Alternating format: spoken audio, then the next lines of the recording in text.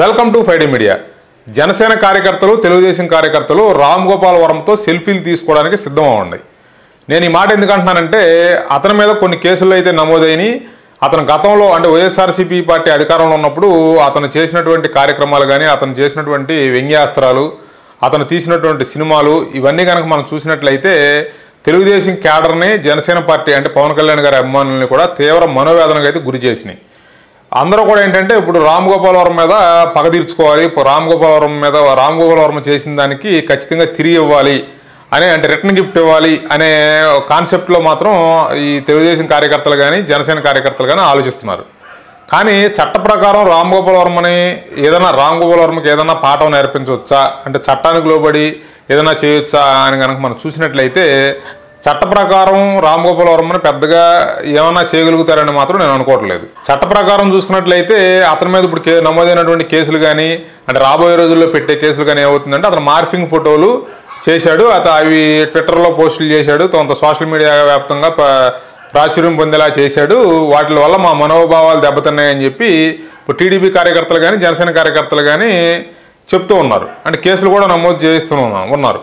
అయినప్పటికీ ఏంటంటే అతను ఏమని వాదిస్తాడంటే, రామ్ గోపాల్ వర్మ గారు ఏమని వాదిస్తాడంటే, కోర్టు ముందు నేను సెటైరికల్గా సినిమాలు తీశాను, ఆ సినిమాల ప్రమోషన్లో భాగంగా కొంత మార్పింగ్ ఫోటోలు కానీ అవి కూడా సెటైరికల్గా చేశాను, అంతేగాని నేను ఎక్కడా కూడా అంటే వల్గర్ లాంగ్వేజ్ కానీ లేదా వాళ్ళని దూషించడం కానీ నేను చేయలేదు. నేను ఓన్లీ మన చట్టం అనుమతించిన మన చట్టం పరిధిలో మాత్రమే సెటైర్ అనేది వేయడం జరిగింది వాళ్ళ మీద.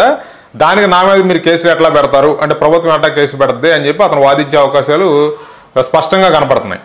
కాబట్టి ఏంటంటే ఈ విధంగా అతని మీద సోషల్ మీడియాలో లేకపోతే మార్పింగ్ ఫోటోలో లేకపోతే ఇంకేదో సినిమాలు తీసాడనో అతని మీద కేసులు నమోదు చేసి అతన్ని ఎక్కువ కాలం నిర్బంధించవచ్చు అనుకుంటే మాత్రం అది జనసేన కార్యకర్తలకు కానీ, టీడీపీ కార్యకర్తలకు కానీ వాళ్ళ అవివేకం అవుతుంది. కాబట్టి ఏంటంటే చట్ట ప్రకారం రామ్ గోపాల్ వర్మని శిక్షించడం అనేది కుదురుద్ది అనేది నేను అనుకోవట్లేదు. అతను ఎక్కడా కూడా అసభ్య పదజాలం వాడినట్టుగా మనకి ఎక్కడా కనిపించదు.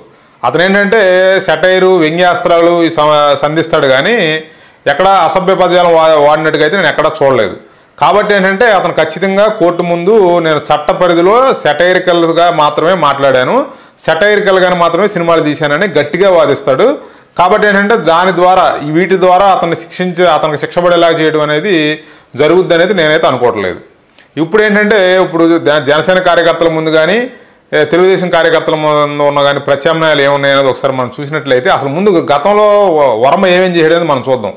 వ్యూహం అని, తర్వాత రకరకాల పవర్ స్టార్ అని, పవన్ కళ్యాణ్ గారిని, చంద్రబాబు నాయుడు గారిని, తర్వాత లోకేష్ గారిని విపరీతంగా డిమారలైజ్, అంటే వాళ్ళని డిమారలైజ్ చేసే ఉద్దేశంతో ఇతను విపరీతంగా సెటైర్లు వేయడం వాళ్ళ మీద, వాళ్ళని పప్పు అని, అంటే లోకేష్ గారిని పప్పు అని సంబోధించడం, ఇక పవన్ కళ్యాణ్ గారి గురించి విపరీతమైన కామెంట్లు చేయటం, చంద్రబాబు గారు అయితే ఏమీ చేయలేడన్న ఉద్దేశంతో మాట్లాడటం, తర్వాత ఆ చంద్రబాబు గారు ప్రధాన క్యారెక్టర్గా పెట్టి సినిమా లక్ష్మీ సెన్టీఆర్ అనే సినిమా తీయటం, దాంట్లో లక్ష్మీపార్వతిని హీరోగా చూపించి చంద్రబాబుని విలన్గా చూపించటం, ఇట్లాంటి సినిమాలన్నీ చేశాడు. ఇవన్నీ కూడా ఏంటంటే అతను చట్ట ప్రకారం శిక్షించడానికి అవి సరిపోవు. అట్లాగే చంద్రబాబు గారు జైల్లో ఉన్నప్పుడు రాజమండ్రి సెంట్రల్ జైలు దగ్గరికి వెళ్ళి ఒక సెల్ఫీ తీసుకుని హీఈజ్ ఇన్, ఐఎమ్ అవుట్ అని చెప్పి ఒక పోస్ట్ కూడా చేయడం జరిగింది. దానికి సంబంధించిన ఫోటో కూడా మీకు ఇక్కడ ప్లే చేస్తాను చూడండి. ఇట్లాంటి కార్యక్రమాలన్నీ చేసి ఇప్పుడు అసలు రామ్ గోపాల్ వర్మ అనేవాడు ఒక సినిమా డైరెక్టర్. అతను కొన్ని సినిమాలు తీశాడు, బయటకు రిలీజ్ చేశాడు. నిజంగానే వైఎస్ఆర్సీపీ పార్టీ ఫండింగ్ చేసింది అనుకుందాం. సినిమాలు తీయడం, ప్రజల్లోకి వదలడం వరకు అతని బాధ్యత.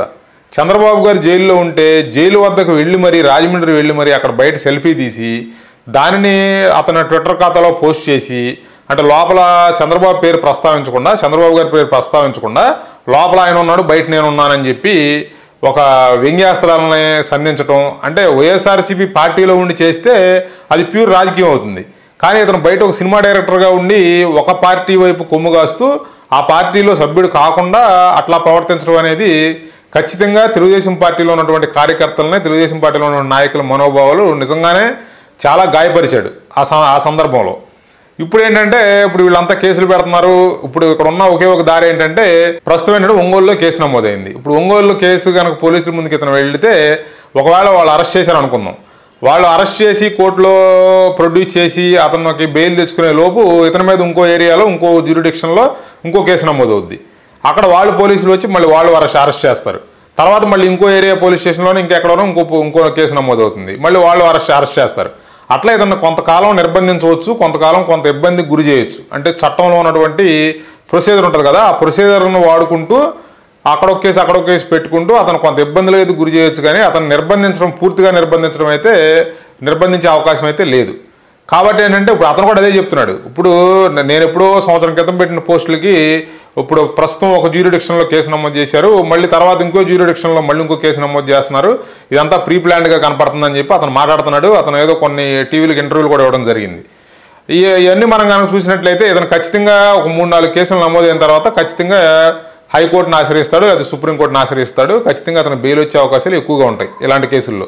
ఎందుకంటే అతను పెద్దగా అంటే ఇప్పుడు వేరే కేసులు అంటే ఇప్పుడు బోరుగడ్డ అనిల్ కానీ తర్వాత ఇంకా వాళ్ళ మీద ఏంటంటే ఓన్లీ సోషల్ మీడియా కేసులే కాకుండా వేరే కేసులు కూడా వాళ్ళ మీద చాలా నమోదై ఉన్నాయి కాబట్టి వాళ్ళని హోల్డ్ చేయడం కుదురుతుంది, వాళ్ళని పట్టుకుని నిర్బంధించడం కుదురుతుంది. కానీ వర్మ మీద ఇప్పటివరకైతే అలాంటి కేసు ఓన్లీ మార్పింగ్ పోస్టులు, సోషల్ మీడియా పోస్టులు, తర్వాత ఈ సినిమాల విషయంలోనే ఇతని మీద కేసులు నమోదవుతున్నాయి. కానీ ఇతని మీద అవినీతి కేసులు కానీ లేకపోతే ఎవరైనా బెదిరించినటువంటి కేసులు ఇలాంటి కేసులు ఏమి లేవు కాబట్టి ఇతన్ని నిర్బంధించడం అయితే కష్టం. కాబట్టి ఏంటంటే తెలుగుదేశం కార్యకర్తలకి జనసేన కార్యకర్తలకి నేను ఇచ్చే సలహా ఏంటంటే మీరు నిజంగా అప్పుడు మీ మనోభావాలు కనుక దెబ్బతిని ఉంటాయి ఖచ్చితంగా. ఇతను చేసిన పనులు అంతా ఎంత పనులు కాదు, చాలా దారుణంగా ప్రవర్తించాడు. ఒక లోకేష్ గారిని కానీ చంద్రబాబు గారిని కానీ పవన్ కళ్యాణ్ గారిని కానీ ముగ్గురిని టార్గెట్ చేస్తూ చాలా విపరీత దిగజారుడు కామెంట్లు చేయడం, దిగజారుడు సెటైర్లు వేయటం, ఇవన్నీ చాలా కార్యక్రమాలు చేశాడు. కాబట్టి ఏం అవసరం లేదండి, రాజమండ్రి సెంట్రల్ జైలు దగ్గరికి వెళ్ళి ఒక పార్టీ ప్రధాన నాయకుడు ముఖ్య నాయకుడు జైల్లో ఉంటే ఇతను సెల్ఫీ తీసుకుని దాన్ని పోస్ట్ చేసి దాని మీద వ్యంగ్యాస్త్రం వేయాల్సినంత అవసరం అయితే రామ్ గోపాల్ వర్మకి ఒక సినిమా డైరెక్టర్ ఉండదు. కానీ ఇతను చేశాడంటే వీళ్ళని ఎంత గోకినా కూడా వీళ్ళు నన్ను ఏమీ చేయలేరు అనే ఒక ధైర్యంతో ఆ రోజున చేశాడు. ఈరోజు ప్రజలు అధికారం మార్చారు, ఇప్పుడు వాళ్ళకి అధికారం వచ్చింది. ఇప్పుడు ఏంటంటే పోలీసుల ముందుకు వెళితే ఖచ్చితంగా 3rd డిగ్రీ ప్రయోగిస్తారు. వీళ్ళు హైకోర్టులో వేసిన పిటిషన్లో 3rd డిగ్రీ కొడతారేమో అనే ప్రస్తావన కూడా తేవడం జరిగింది. అంటే ఇప్పుడు ఇతను ఏంటంటే 3rd డిగ్రీ ప్రయోగించేలాగా చేస్తారేమో భయపడుతున్నట్టుగా మనకు క్లియర్గా అర్థమవుతుంది. కానీ టీవీ డిబేట్ల ఇంటర్వ్యూలో వచ్చి నాకేం భయం లేదు, నేను ఎదుర్కొంటాను అది అని చెప్తున్నాడు. కానీ ఖచ్చితంగా అతను భయపడే కొంత ఈ 2-3 రోజుల నుంచి ఫోన్ స్విచ్ ఆఫ్ చేసి తిరుగుతున్నాడు అనేది మనకు అర్థమవుతుంది. కాకపోతే ఏంటంటే ఇప్పుడున్న ప్రభుత్వం ఇతని మీద 3rd డిగ్రీ అంటే గత ప్రభుత్వం లాగా 3rd డిగ్రీలు ప్రయోగించమని పోలీసులను ఎంకరేజ్ చేయడం ఇలాంటివి చేస్తారని అయితే నేను అనుకోవట్లా. చట్ట పరిధిలో అతను కొంత ఇబ్బంది పెడతారు. అంటే కొన్ని రోజులు బెయిల్ రాకుండా కేసు బై కేసు నమోదు అవ్వకుండా వెళుతూ ఉంటాయి. ఆ కేసుల్లో ఒక్కో దాంట్లో అరెస్ట్ చూపిస్తూ ఉంటారు. కొంతకాలం ఇతను జైల్లో ఉండాల్సిన పరిస్థితులు వస్తాయి. అంతకుమించి ఇతని మీద 3rd డిగ్రీ ప్రయోగించి పగ తీర్చుకుంటారు ఇప్పుడున్న ప్రభుత్వం అయితే నేను అనుకోవట్లా. కానీ ఇప్పుడు ఈ కార్యకర్తలకి, తెలుగుదేశం కార్యకర్తలకు కానీ జనసేన కార్యకర్తలకు కానీ ఇప్పుడు వాళ్ళు సాటిస్ఫై అవ్వాలంటే ఇప్పుడు ఇతను ఏం చేయాలి, చట్ట ప్రకారం అంతకుమించి ఇతను ఏం చేయగలిగేది ఏమి ఉండదు. కాబట్టి ఏంటంటే ఒక హ్యాష్ట్యాగ్ని రన్ చేయండి, సెల్ఫీ విత్ రామ్ గోపాల్ వర్మ అని చెప్పి ఒక హ్యాష్ట్యాగ్ రన్ చేసి అతను ఎక్కడుంటే అక్కడికి గుంపులుగా గ్రూపులుగా వెళ్ళండి, సెల్ఫీ కావాలని అడగండి, రకరకాల సంజ్ఞలతో అతనితో సెల్ఫీ దిగండి. ఎందుకంటే ఇప్పుడు ప్రభుత్వం మారింది కాబట్టి మీరు వెళ్ళి ఒక జనసేన అభిమానిగానో లేకపోతే ఒక తెలుగుదేశం అభిమానిగానో వెళ్ళి అతను సెల్ఫీ అడిగితే అతను అంత మనస్ఫూర్తిగా ఇస్తాడనేది నేను అనుకోవట్లా. మీరు అప్పుడు ఏంటంటే కొంత అతన్ని మీరు కూడా ఒక వ్యంగ్యాస్త్రాలు సంధిస్తూ మీరు కూడా అతని మీద ఒక సెటైర్ వేస్తూ అతనితో సెల్ఫీలు దిగండి, మీరు రకరకాల సంజ్ఞలు చూపిస్తూ అతనితో సెల్ఫీలు దిగడానికి ట్రై చేయండి. తర్వాత తెలుగుదేశం కార్యకర్తలు ఏంటంటే ఇప్పుడు సభ్యత్వ నమోదు జరుగుతుంది, దానికి 52 లక్షల మంది పైగా తెలుగుదేశం పార్టీ సభ్యత్వం తీసుకున్నట్టుగా మనకు వార్తలు వస్తున్నాయి. అంటే సుమారుగా 52 లక్షల మంది అంటే ఒక్కొక్క కార్యకర్త 10 రూపాయలు వెచ్చించినా కూడా 5 కోట్ల పైన వస్తాయి. ఈ రామ్ గోపాల్ వర్మకు బుద్ధి చెప్పడం కోసం ఒక్కొక్క కార్యకర్త ఒక 10 రూపాయలు దానం చేసి ఒక 5 కోట్ల రూపాయల ఫండ్ ఏర్పాటు చేసి రామ్ గోపాల్ వర్మ మీద షార్ట్ ఫిల్మ్స్ తీయండి. రామ్ గోపాల్ వర్మను ఉద్దేశించి ఒక చిన్న సినిమాలు చిన్న బిట్లు తీయండి, 10 నిమిషాలు 5 నిమిషాలు 20 నిమిషాల్లో సెటైరికల్గా సినిమాలు తీయండి. అతను ఏ స్థాయి నుంచి ఏ స్థాయికి దిగజారిపోయాడు, డబ్బుల కోసం జగన్మోహన్ రెడ్డి పంచన చేరి జగన్మోహన్ రెడ్డి ఇచ్చినటువంటి డబ్బులు తీసుకుని వాళ్ళు ఇచ్చిన ఫండింగ్తో చంద్రబాబు నాయుడు గారిని, లోకేష్ గారిని, పవన్ కళ్యాణ్ గారిని ఏ విధంగా దుర్భాషలాడాడు అనేది మీరు సెటైరికల్గా సినిమాలు తీయండి, షార్ట్ ఫిల్మ్స్ తీయండి, రకరకాలుగా సోషల్ మీడియాను వాడుకోండి. సోషల్ మీడియాలో వాడుకుని రామ్ గోపాల్ వర్మ మీద సెటైర్లతో యూట్యూబ్ని కానీ ఫేస్బుక్ని కానీ ట్విట్టర్ని కానీ మీరు అప్లోడ్ చేసే వీడియోలతో నింపేయండి.